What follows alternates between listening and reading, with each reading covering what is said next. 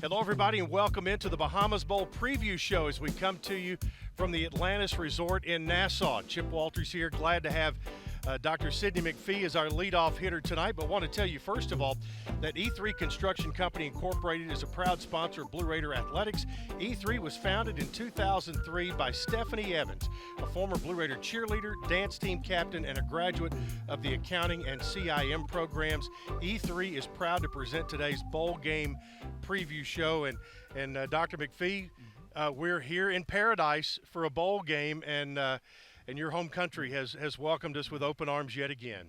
No better place to be but in the Bahamas, and we're all excited to be here, Chip. Yeah. What does it mean for you personally to have the football team that represents the school that you lead to be invited back to this country now twice?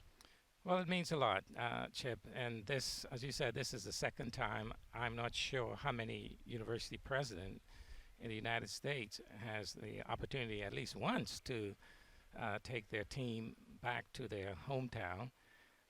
It instills a great deal of pride, and for me, with most of my family still living here and a lot of friends, it's exciting.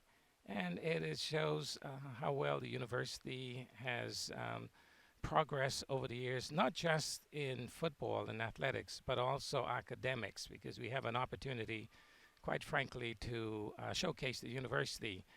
And the reason why I have this suit on here is I just came from a counselor reception that I hosted for about 30 counselors from the Bahamas, and it was to give them information about the university. It was pretty much a recruiting trip, and we have a number of students from the Bahamas that was very successful today. So we accomplished two objectives. Well, it's my understanding, and let me see if my numbers are right, because, I deal in stats on the radio broadcast. 76 students are currently enrolled at Middle Tennessee. Is that somewhere close? That is very close, and in fact, a year ago, prior to the pandemic, was over 100 students that were enrolled at the university. And as you know, the Bahamas being a Caribbean and a former British colony, they really produced some outstanding students. And just this past Saturday at graduation, there were 3 Bahamian students that graduated. And so we recruit pretty heavily here because of the caliber of students that we get from the Bahama Islands. Well, and speaking of that, I know for a fact that when the hurricane hit this country, and in particular in the town of Nassau, that there was one of the first things that happened was that every Bahamian student was checked on.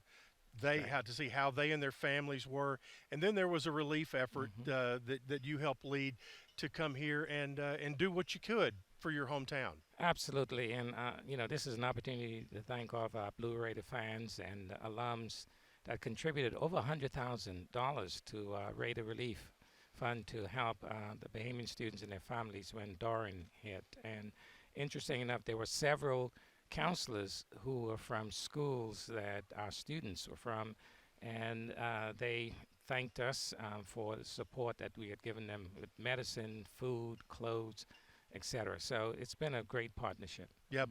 Now, what are the programs that international students seek out the most at Middle Tennessee? Business, accounting, aviation, chemistry, and computer science. Those are the top programs that Bahamian students choose to major in. Well, it's in all of those, a lot of those in the Jones College of Business, which is world renowned within itself. When you are able to come back on a trip like this, how much time do you spend business-wise, and are you able to carve out time to go visit with your family? Unfortunately, I have very little time to carve out to visit with family because it is really a business trip. There are events that, as not only as part of the bowl, but as just mentioned to you, part of our recruiting. For an example, later on this week, we'll be hosting a group of students at one of the hotels in town, their prospective students and their parents.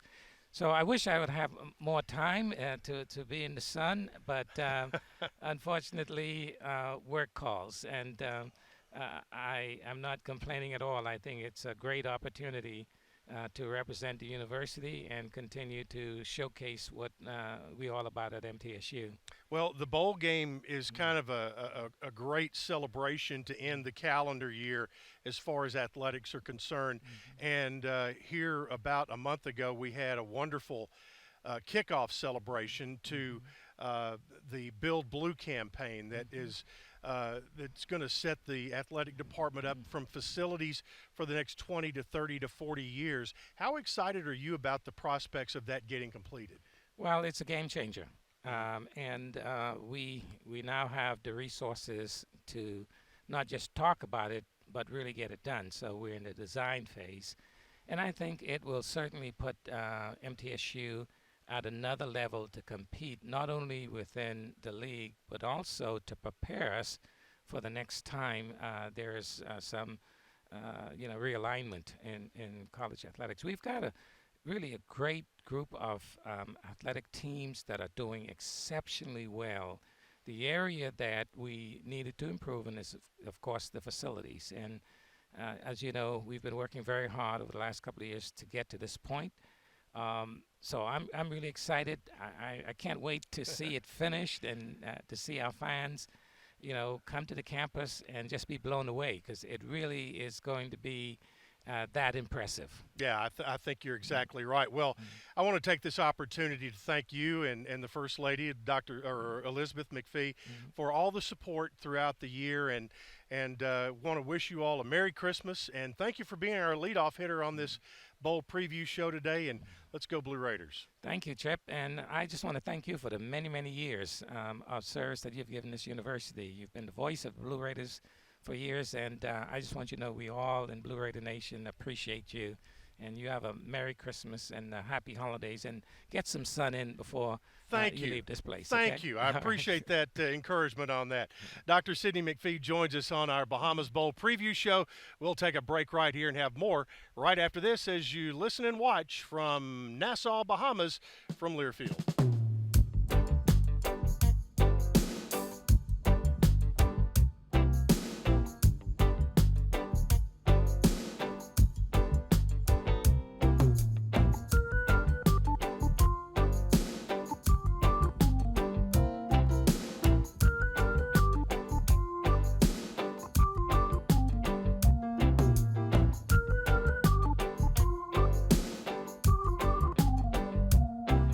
Our Bahamas Bowl preview show from the Analyst Resort in Nassau, Bahamas. We're presented today by E3 Construction Company Incorporated. Also want to remind you, today's show is brought to you in part by Bud Light. Bud Light proudly welcomes Middle Tennessee fans back to the stadium this year. Bud Light is for the fans. And Coach Rick Stockstill joins us with his comments about this trip. And one of your stated goals every year is to be playing in December, or one time we played in early January, but to still be playing and practicing this time of year. Yeah, Chip, it's I told the team while we were home when it was cold, I said if you're practicing when it's cold like this in December, that's a good thing. So now we're in where it's hot, which is even better. But no, I'm proud of this team and what they overcame this year from a adversity standpoint with the injuries and the sicknesses that we dealt with throughout the year. So this is a good thing, and it's what a great way to end your season here in the Bahamas Bowl. Yeah, absolutely is. It's Middle Tennessee's second trip to come to the Bahamas, and it has its own unique challenges to come down here. But the thing is, you just got to be able to flow, be able to adjust, and everything's going to turn out okay. Yeah, Chip, and I think this year with all the COVID protocols, it just added on to everything that you had to do from an organizational standpoint. There's a lot of logistics that we had to deal with and go through that you didn't have to go through 6 years ago. But like I always say, the key to happiness is flexibility. And when you come to an island, you've got to be flexible because you're dealing with just smaller buses. We got so many buses going to practice, all the passport stuff that you have to deal with and go through. So Coach Brock and Eric Bartlett and Jan Worley and everybody, Eli Miller, everybody, Larry Maples. Those guys have done a fantastic job of making this a smooth operation down here. I tell you, talking about all the buses you have down here, how would you describe the bus drivers here in the Bahamas? They're highly recommended. If you're in a hurry or you're not in a hurry and you want to get somewhere quick, hire a bus driver that's in bus 1, because that sucker is a machine. He's, the streets are about as wide as a basketball lane, free throw lane, and they're riding those buses through there, honking that horn, and it's a highlight of the day, really, when we get in that bus and go. It is something else. Yep. It really is, between the hotel and the stadium. Monday was the travel day. The guys got the afternoon and the evening to kind of just have a lot of fun. What is your philosophy and the way you practice about balancing the fun part and the work part? Yeah, Chip. Especially with some of these early bowls like this, you don't have as many days to practice at the site of the bowl. So, here, we got up at 4 o'clock on Monday, and we're in the Murphy Center parking lot there, and then you're waiting there about an hour and a half, and loading everybody up, and then you go to the airport and you're waiting there for a couple hours to get off the bus. It's a couple-hour flight. It's a couple hours, getting through customs and everything, and getting to Atlanta. So that was a full day there. So we lost Monday's opportunity to practice. We practiced Tuesday, and we went in pads, and then Wednesday, and then today, Thursday, we went in shorts Wednesday and today. And so I told our team we had to get the majority of our work done while we were in Murfreesboro. And it was even harder this year because the week that we practiced at home, those 9 days, it was in the middle of finals. So you were juggling, trying to balance finals and practice and everything there. So there was a lot of planning went into this bowl and how we practiced, and because of everything that it entailed. But like I said, we tried to get all our work done, most of our work done there. Tuesday was a good practice here in pads, and then get ready to play this game. Well, one of the other things that you've had to fold in there is National Signing Day, and Coach Stock has his cell phone right by his side. But and I want to tell people, if you want full coverage of the signees for the Blue Raiders, go to goblueraiders.com. But just in some general thoughts about this December signing class, are you being able to fill some needs, or everybody's with the transfer portal, who's going out the door, who's coming in the door? It's still that's one of those things that I guess will still yet to reveal itself. Yeah, Chip, I'm a little nervous for tomorrow or for Wednesday, just because of being out of the country and emails and getting all the scholarship stuff in is a little concerning. But I think we'll sign. Hopefully we'll have signed a good nucleus of guys, and not a full class, not even close to a full class, because like you said, the transfer portal, and then also, you still got to manage your team. Yeah. There may be guys that leave your team, after the game. So, there's a lot of things that you've still got to juggle from that standpoint. But I feel good where we're at. In our final minute here together, thoughts on your opponent for Friday? It's Toledo's a very talented team. They got beat by Notre Dame earlier in the year, by 4 points, and they lost, I think, 4 games, by less than a touchdown or less, a 1-score game. And, so very talented. They got good players. Their running back is like the 11th leading rusher in the country. They're very active. The quarterback can, he's mobile. He can get outside the pocket and buy time. He can run the ball. They got good skilled people at receiver. Then their defense is, they're big up front and they're active, and they do a good job of tackling and keeping the ball in front of them. So this is a really talented team. It's not hard to write the headline for this game. You've got the number 1 takeaway defense in the country against the number one take care of the ball offense. That's going to be something to watch. Yeah, and our defense has done a great job this year of turning people over. And hopefully we can get a couple, here in the game Friday, and then, hopefully, we do a good job. We did a really good job at Florida Atlantic, not turning the ball over. And, if you do that, it gives yourself a chance every game. And especially, when you're playing a team that, has a history of not turning it over, you don't want to give them any extra at-bats. All right, Stock, good luck to you and all the guys, and thanks for the hospitality all year. No, I appreciate you, Chip. All right, Coach Rick Stockstill joining us here on the Bahamas Bowl preview show presented by E3 Construction. Back after this from Learfield.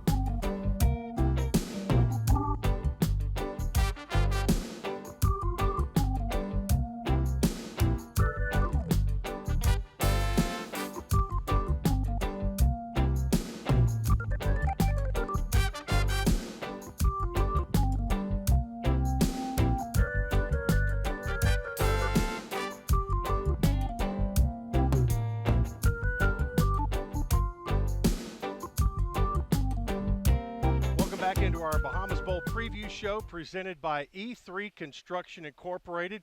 Glad to have a couple of Blue Raiders who helped make this an outstanding season.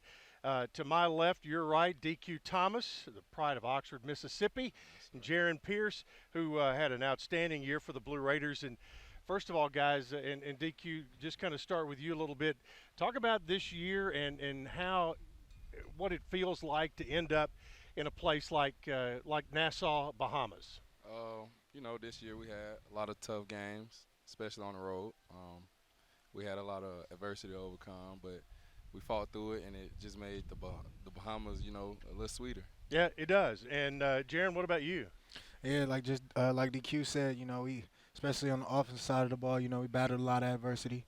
A lot of things was just happening, that we had to adapt to very quickly.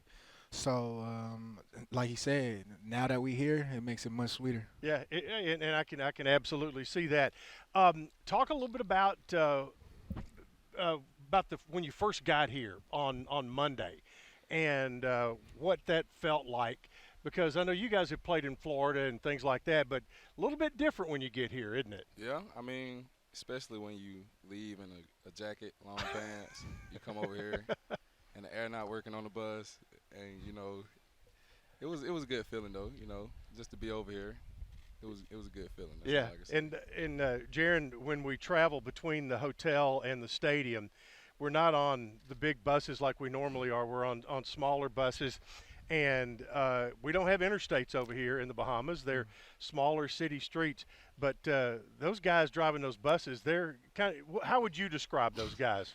I ain't gonna lie. They drive fast, but in California, it's kind of like the same way. Everybody driving pretty fast, just like how he was. And, I guess that was just a part of the Bahamas experience. It definitely was an experience going between the hotel and the stadium. Yeah. JP, talk a little bit about the practices you've had here, because you guys, Monday was kind of a long travel day. And on Tuesday was the big heavy workload day, and everybody kind of got a lather going that day, didn't they? Mm-hmm. Talk a little bit about what you guys were trying to get done. Basically just trying to just be productive, just get what we got to get done so we could produce good and win the game on Friday. We just have to just come to work, and we know that we're on vacation, but we also know that we're here for a reason. Yep. So at the same time, we know when it's time to work, we got to work. Yep. DQ, you guys on the defensive side have put in a lot of good work all year. Yes, you lead the nation in takeaways. How much of a point of pride is that for you guys? When you work it every day, Coach Shaffer got 3 drills to work every day, and they all taking the ball away. So just to see the work that we put in actually get rewarded, it was sweet. We loved it. Yeah. Now, the team you're going to be playing, Toledo, they are number 1 in the country in not giving the ball away. So it's kind of the irresistible force against the immovable object here. So, how do you guys get that edge to where you guys force a turnover too? Because that could be key in this whole game. Probably just putting them in uncomfortable situations, that they're not used to being in. We know they like to run the ball, so making them pass a little more tomorrow or Friday. Yep. Yeah, stuff like that. Yep, absolutely. And Jarrin, you talked as we started this off a little bit about things that the offenses had to overcome, you guys are. I mean, when in an offense, there's a lot of things that are timing related and all of that, and you've had to play through this season with 4 different quarterbacks, and to do that, the timing changes. Everybody delivers the ball a little bit differently, whether it's a little bit different on the spin, a little bit different on the speed, whatever it might be. What has been the key for this offense to keep going and producing and getting to where they are? And like I said, getting here makes it maybe even a little bit sweeter because of all that. I just feel like being able to just put the players in position, because now we have to change things now. We gotta really just start moving things around, knowing each player's strengths. Because like you said, with the third and went through four quarterbacks. Like you said, the timing's different. Everything about it is just different. So it's just about repetition. Just just being able to uplift the next man up. Especially at that position, because that's a key position. So I just feel like that was the main thing. We had to just keep the main thing, and that was just always keeping the energy high on the offensive side of the ball, and just being able to just keep playing the game. At the end of the day, the game is still going to have to be played, no matter how many changes, no matter who's up. Now, you know that you're going to have Mike's going to play some, Mike DeLello, and also Nick Vattiato will both of them will play. Is there much difference in the way the style between those two guys and how they deliver the football to you receivers? For sure. I feel like Mike is a runner. He's a hybrid. Mike is a runner and he can get the ball out. But I feel like Nick has great pocket presence. He has a great long ball. And he's young. So he has a lot of potential. So I just feel like with them two guys, it's going to be hard for the other team to actually, try to contain one of them. Yeah, it's going to be interesting to watch both of those guys play in this bowl atmosphere. All right, DQ, we've got a minute left. I'm going to get 30 seconds from you. Best memories of the 2021 season. Best memories of the got to be FAU game. Yeah. We got bowl eligible. Me and Ferg, Coach Shaffer actually called up a play, and we executed it. So got to be FAU game, beating them to come here and enjoy this. And for you defensive guys, that was one time this year where 2 defensive linemen scored touchdowns in the same game. That was big. Yeah. All right, JP, talk a little bit about what has been some of your best memories so far, or are they yet to come tomorrow? Nah, I ain't gonna lie, that FAU game was special. Yeah. It was just special, for everybody to just see, and the offensive side we had to do, defensive side, as you see, did what they had to do. So just seeing them, just us, just being happy like that, Yep. that was my best memory. All right, guys, go get them, okay? Yes, sir. All right, Jarrin Pierce, DQ Thomas joining us here, and you're listening to Blue Raider Football from Learfield.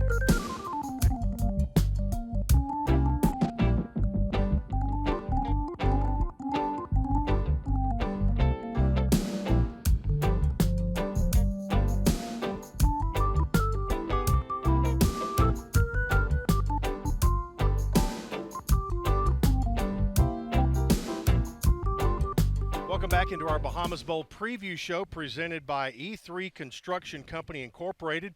Also, today's show is presented by Middle Tennessee Electric. Want to thank them for their support of Blue Raider Athletics. Middle Tennessee Electric, your locally owned electric cooperative and trusted energy advisor. It's always fun to talk to Scott Shaffer about this Blue Raider defense, in particular this year, Scott, with you've a lot of the things you and I talked about in 2020.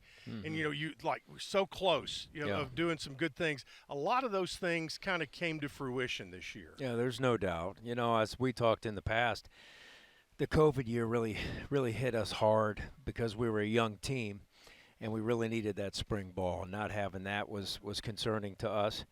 We felt like we had talented kids, but they were puppies. And you gotta let them practice and play in the game and learn how to play the game in a live setting. And early on there were some things that was like, doggone it, man, And then all of a sudden it started, the kids started understanding it in the chaotic environment of the game. And they've done a good job. We got one more here to try to finish it off the way we want to, but I've been real proud of the way the kids have worked at it all season long. Yeah, when you look at turnovers, you've been able to force 31, Yeah. and it's been balanced. 15 on fumbles, 16 through the air, and did you? I know you want to see that, but did you see that coming? That kind of production? With experience and recruiting, Yeah. and kids that can make plays, you anticipate it as a coach, and I've been lucky to be with some teams that have led the country before.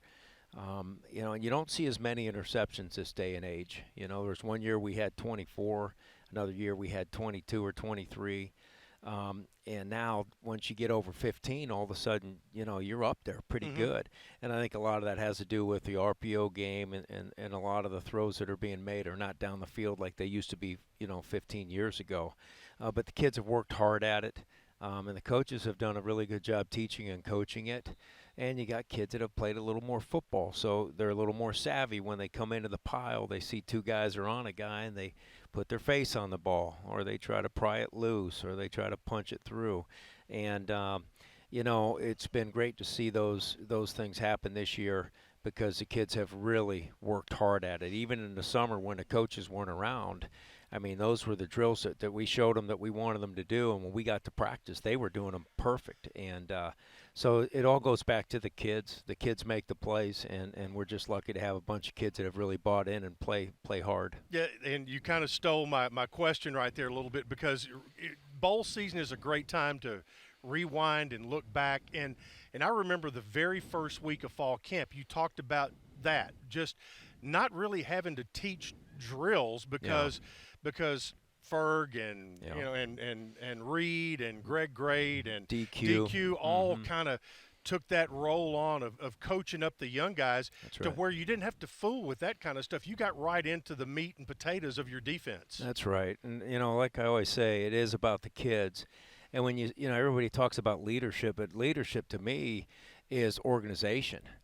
Do you have a 21-year-old, 20-year-old kid that has the ability to pull the masses with them and go to work on different things, whether it's on the field work or extra work in the weight room or coming up and watching videotape on their own? And that's the one thing I'll say about this group. We don't have a lot of seniors. We have obviously a handful, and they're good players. Obviously Reed, DQ, Cody, Wayne's been a good special teams player, but we don't have a mass, a group of men that are going to be leaving. Which fires me up with Ferg coming back, and we have some good young guys that I think are going to be really good leaders as well.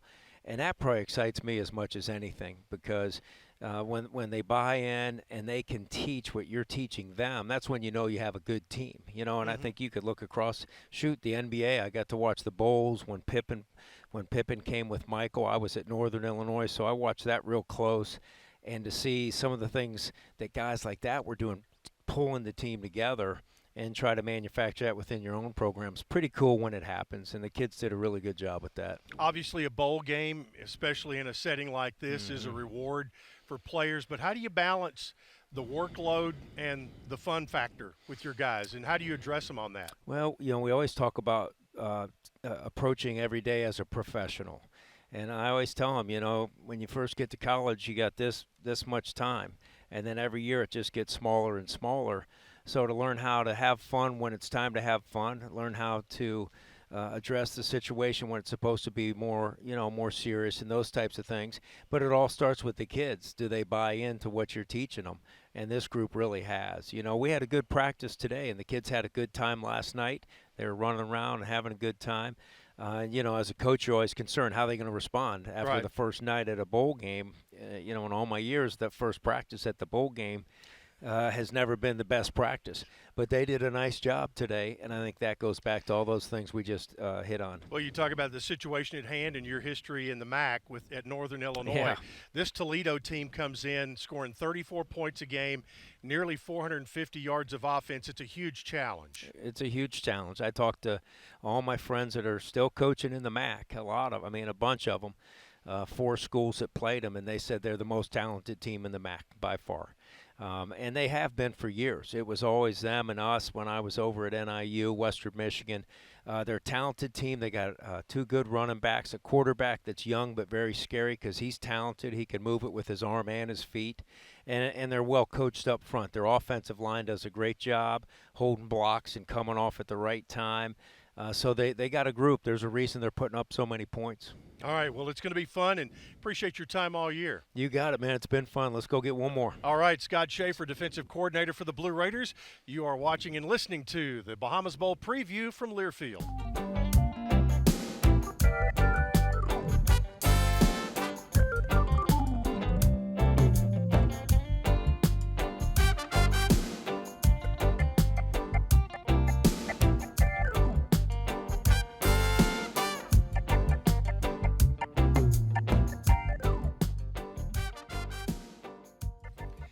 Welcome back into our Bahamas Bowl preview show presented by E3 Construction. Also want to remind you, the Murfreesboro Post is Rutherford County's local newspaper.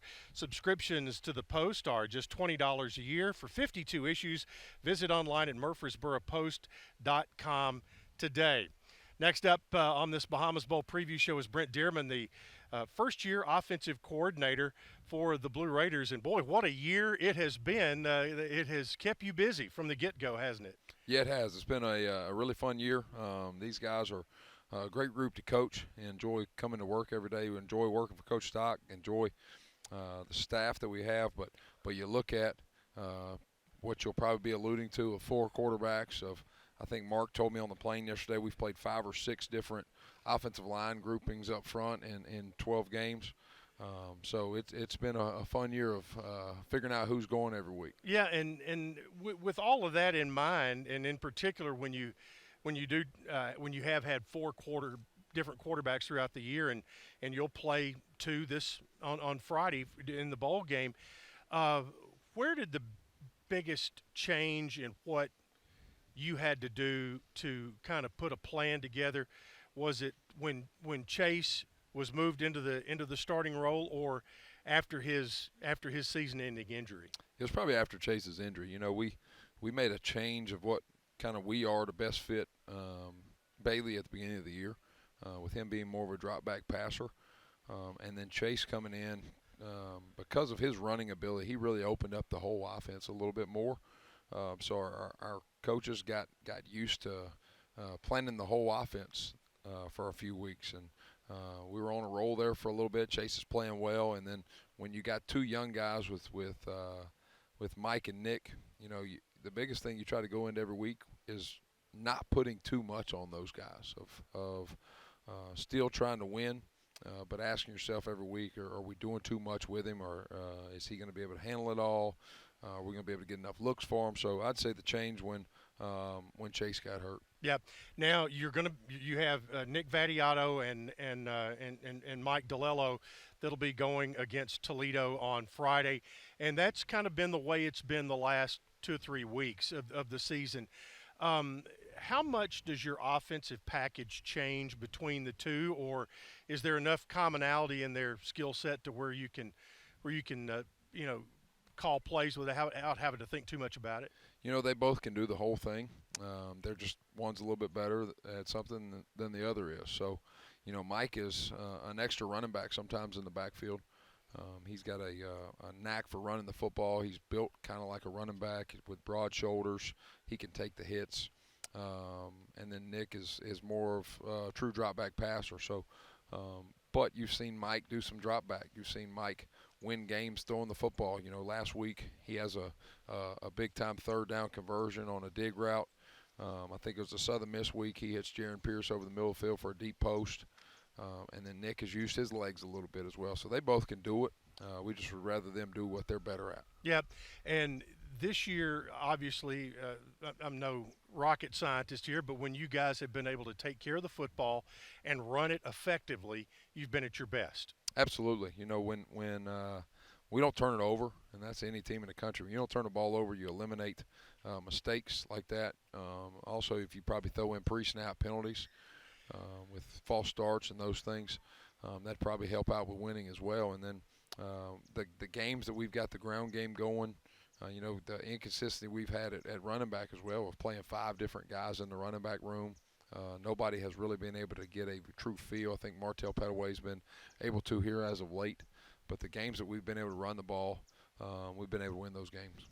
Another position, and we'll get back to running back in just a minute, but when the public two deep came out for the bowl game, I'm thinking, boy, Eric Magwood's going to be a very busy guy, because he's on there as a backup at right tackle, a starter at right guard, and a backup at left tackle. So I know you had to put names in there, but Magwood, you like having guys like him who can be versatile and play multiple positions. Yes, between him, Stephen Lasoya's played a bunch of different spots as well. So those two guys are kind of our Swiss Army knife, our utility knife. Marcus Greer's done some of that. Marcus Greer's played all the 3 positions inside.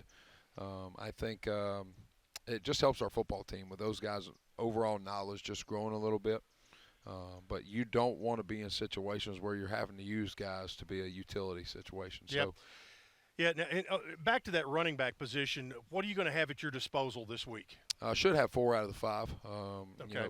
It's one of the better situations we've been into this year. There's some weeks we had 2 out of the 5. So it's been trying to get guys. Playing running back is all about a feel, and you get into a groove.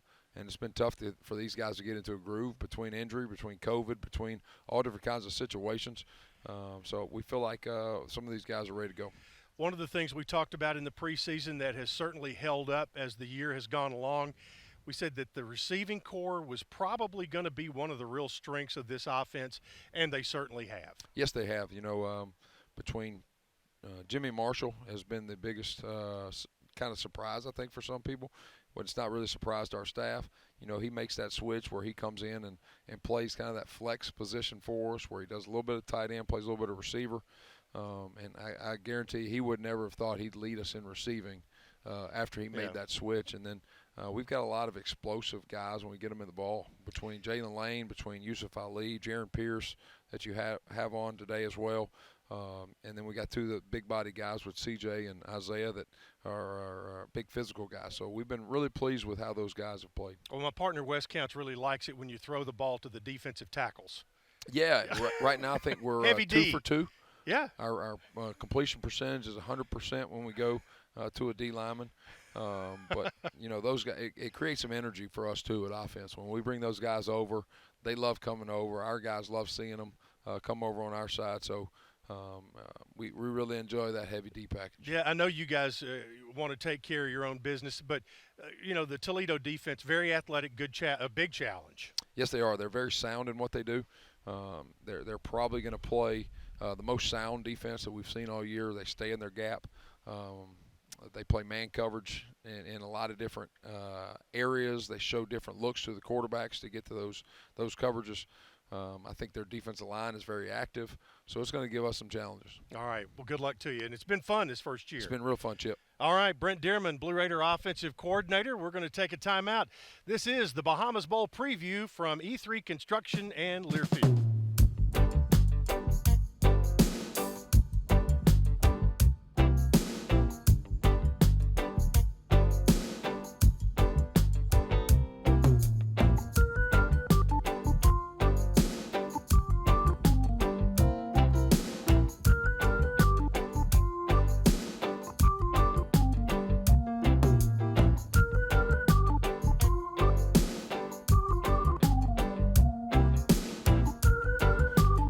Our Bahamas Bowl preview show presented by E3 Construction. Also, today's show is brought to you in part by the Lee Company. Blue Raider fans, get ahead of the game with the best home services team in town for your heating, air conditioning, plumbing, electrical, and home improvement needs. Lee Company is the team to call, 615-867-1000 or online at leecompany.com. Proud to have Director of Athletics Chris Massaro join us as we get toward the end of this show. We've talked a lot of football with the coaches. We've talked about being in Dr. McPhee's hometown, home country. And now for you as a Director of Athletics, the part of where it is a reward for a season well done for your football team. You always want to win more, but to be able to get to this level and be in the bowl conversation year after year is a big deal. It is a big deal, and it's important for us to be in the bowl season. We're the leadoff. Tomorrow we kick off. We're the first bowl game to go, and that's untold publicity for our university that we'll be really the entire month of December. We're featured. We'll be on the ESPN scroll. So it's a great thing for us to be able to be here. And the Bahamas Bowl is a great experience for your players. It's a fantastic place to be. And Chip, I don't think I've ever talked to you in a nicer setting than this. So we'll have to work hard to find another place. Absolutely. Has Tahiti got a bowl coming up or something I don't like know. that? I don't know. It's been a very unique fall, to say the least. Yeah. And this being kind of we put the bow on the present under the Christmas tree, and when you look back on this fall with everything that's gone by, you've had a very unique football season with where your team has had 4 different quarterbacks start games. You've had everything from conference talks, things like that. It's been unique and a lot of challenges to have been worked on. Yeah, and you overlay COVID on top of that. It's been a lot of work and a lot of stress on our student athletes. And let's be clear that 6-6 isn't what we want to be. And so, but however, given the circumstances of the season that you outlined, 4 different quarterbacks and just what a struggle that can be. And I'm not sure there's any bowl team that's started and played as many quarterbacks in meaningful games than we have. And to be able to achieve that, and the rest of the guys have really rallied around it. And our 2 freshman quarterbacks have played well coming in and given us this opportunity to beat Toledo and to have a chance for a winning season and to give us a lot of momentum for next year. When you look at our players and kind of what we return an awful lot of talent. And so I think next year could be a big year for us. Yeah, I think you're right. And this is also, we're into, I guess, the second or third year of where the transfer portal is coming in. We also are now seeing student athletes dealing with name, image, and likeness. It is a different animal than when you signed up to get into college athletics just a few years ago. It's very different, and I think we have some advantages in the transfer portal. I mean, we're a great place to be. I think that's why our facilities project is monumentally important for us to be able to put facilities together so we can be even more attractive to possible transfers and to keep the talent we have, Chip. And so that's really important. The most important thing we have in the off season is that Build Blue campaign and to really get that project funded so we can fix up the Murphy Center, so we can finish off the operations building and to launch that thing forward. So we've got to do a better job in the transfer portal. I think there are a lot of opportunities there for us. And when we pair that with our facilities, I think we can really make it work. You've been over the years, you've always been one who I know has helped me to kind of get my focus back on student athletes a lot of times, because sometimes you can't see the forest for the trees when things get so big. But here we are. We talked about this, but the student athlete process and something you mentioned earlier of what they have had to endure the last year and a half, and how they have done it pretty much seamlessly. Well, and yeah, when you put the focus on the student athlete, then their priorities are their athletic development and their academic development. We've talked a little bit about the athletic development and what great leadership this team has and how they persevered to finish in a bowl situation. And then we recently released our graduation success rate, and we're 5th in the country in graduating our football student athletes. So to me, that's monumentally important. That's given them stuff for life. And Coach Stock does a tremendous job with them. He does a tremendous job, Chip, of you seeing firsthand kind of with the care and the love that he has for them and the love that the players return to him. And we graduate our student athletes. And to me, that's monumentally important. It always will be, and it's important to Coach Stock, and I'm really proud about that in our football program. And those student athletes on a national stage tomorrow at 11 a.m. Central Time. And in 30 seconds, what do you want to see tomorrow? Well, I want to see a W. I want to see I think it's important for us to score points. Our defense has played well, and our offense needs to score some points. And I think going back to the graduation piece, that I think what our fans will see is 17 of them will be playing as graduates of Middle Tennessee State University. So I want to see all that tomorrow. All right. Thanks for the time, Thanks, Chris. Chip. Take All right, care, appreciate man. it very Enjoy your much. trip. Absolutely. Chris Massaro, Director of Athletics, will take a timeout, and we'll have more after this on the Bahamas Bowl preview from E3 Construction and Learfield.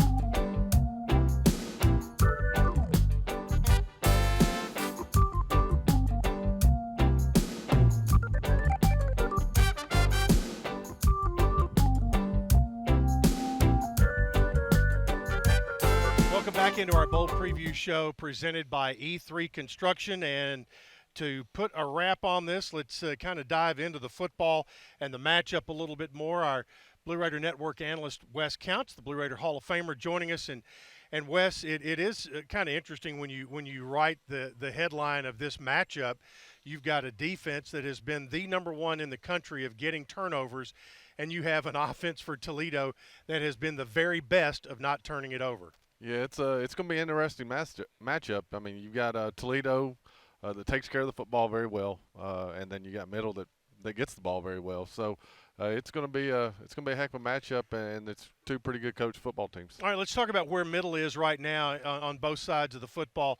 Or actually, we'll kind of touch on all three sides of football. But on the offensive side, the job that Brent Dearmon has done in his first year of managing through the waves of having four different starting quarterbacks in one season, it's pretty admirable. No, it's to go through four. It's rough to go through two, and you get down to number four that you planned on redshirting, and now he's in the fire. So, it's one of those things. I mean, they talk about next man up, but it's tough. It's tough for everybody because you get a rhythm. I mean, they always told me the first guy gets 70% of the reps, second guy gets 30, the third guy's through osmosis. Yeah. So, I mean, once you get to the fourth guy, then, I mean, you're just hoping for anything to go your way. So it really says a lot about Nick Vattiato, what he's done.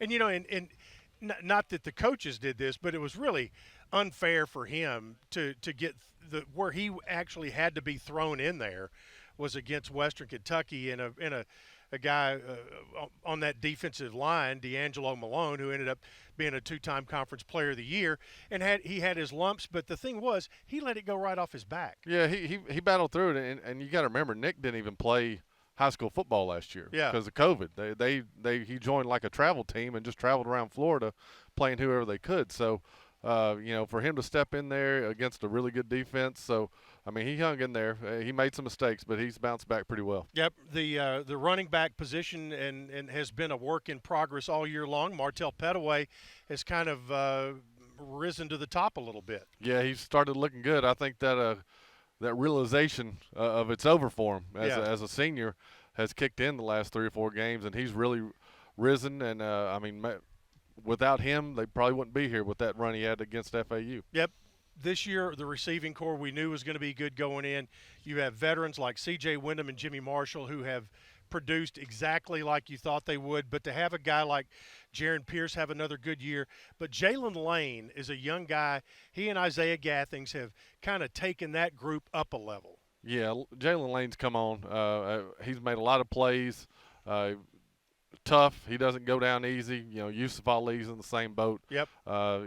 Just given the football, and those guys will fight, and it takes 2 or 3 guys to bring them down. That's unusual for smaller wide receivers. Yep. Now let's talk about the defensive side of the football. They've been a fun group to watch as the year's gone along, from Jordan Ferguson and his guys up front to DQ Thomas in the linebacking core, back to Reed Blankenship, Greg Great in the secondary. They've all had their moments throughout the year. Yeah, they have. They've really leaned on each other. If one matchup isn't going their way, the other two pick them up. So, I mean, the linebackers have really played well. Up front, they've been solid all year. The front 7, front 8 guys, the rotation on defensive lines done a heck of a job. And then on the back end with your seniors, Reed and Greg Great, they've led the way. What's been the key for them to get 31 turnovers? I think it's just Coach Shaffer is so aggressive. I mean, even toward the end of the FAU game, you could see a prevent. The situation was where you could see a prevent. they're still going after him. They're blitzing. They're playing man coverage. He just believes in those guys enough to do the right thing and lets him be very aggressive. And, I mean, they don't sit back and just play base defense very often. They're going after people. And when you do that, especially nowadays with the quarterback play right now, you're going to get interceptions. You're going to get turnovers. You're going to have bad plays. So that's huge. All right, time for a 60-second scouting report on Toledo. They are good on both sides of the ball. They really are. Up front, they're on defense. They're really good. Jamal Hines, number 91. I mean, between him and Joe Ferguson, it's going to be a heck of a game with the 91s. But on offense, they do a really good job. They don't turn the ball over. The quarterback has 16 touchdowns to 1 interception all year. He's only 60% passing, but he takes care of the football. Their running back, Kobach, is a machine. He's almost 1,300 yards, all-MAC. They got 8 all-MAC guys on offense and defense. So it's going to be a battle. They're a good football team. And like Coach Stock said, they've only lost 4 games by 3 points or less. And they lost to Notre Dame by 3. So they're a good football team. Yeah, and special teams are going to play a role. We've noticed today, the breeze is pretty good around here. Chances are you're going to have that on game day. So the kicking game is going to play a role. Yeah, absolutely. Special teams and trick plays in a bowl game, they end up making a big deal. And as much as the win was, there's going to be a good side and a bad side. So that's going to be very critical in the fourth quarter. All right. Thanks a lot, Wes. Want to remind folks our coverage on the Blue Raider Network begins at 9:30 a.m. with our tailgate show kickoff just after 11 a.m. Central Time, as Middle Tennessee will have their second trip to the Bahamas Bowl as they take on the Toledo Rockets. For all of the folks who have been part of our show today, I want to say thank you very much, and be sure to join us for our coverage that continues from E3 Construction, our presenting sponsor today for this bowl preview show. I'm Chip Walters saying thanks for being with us, and good afternoon and good night from the Bahamas on the Blue Raider Network from Learfield.